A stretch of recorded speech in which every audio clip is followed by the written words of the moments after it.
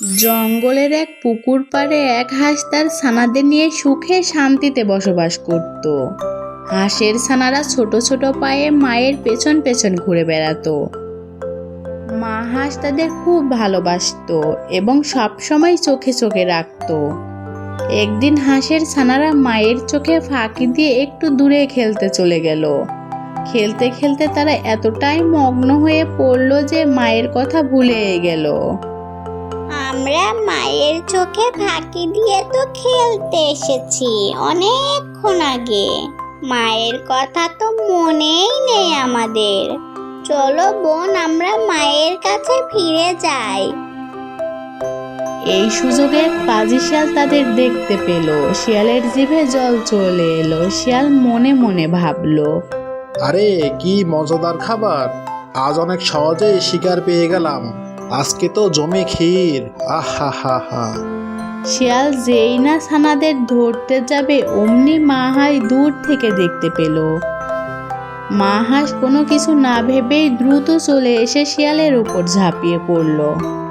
শিয়াল এমন অপ্রত্যাশিত আক্রমণে হতবাক হয়ে গেল। হাই হাই, হাসি আমারে কি হাল করলো! আমি তো শুধু ছানাদেরকে ভয় দেখাতে এসেছিলাম।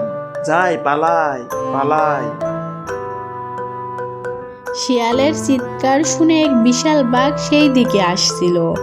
বাঘ শিয়ালকে বলল, কি হয়েছে শিয়াল মামা, এত চিৎকার করছো কেন?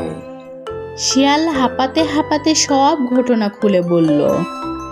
বাঘ সব শুনে মুচকি হেসে বলল, আহা, এক ছোট হাঁস তোমাকে কাবু করে দিল, চলো দেখি।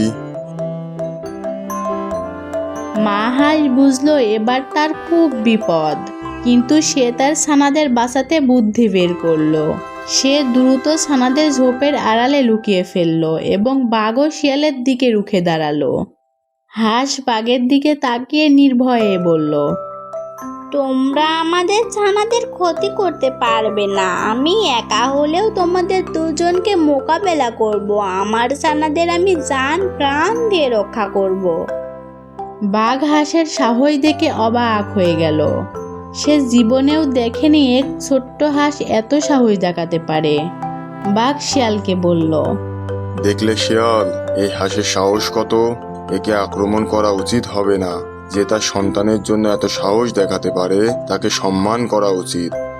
বাঘ এবং শিয়াল দুজনেই মা হাঁসকে তার ছানাদের নিয়ে নিরাপদে চলে যেতে দিল। সেই দিন থেকে হাঁসের ছানারা আর কখনো মায়ের কথা অমান্য করতো না।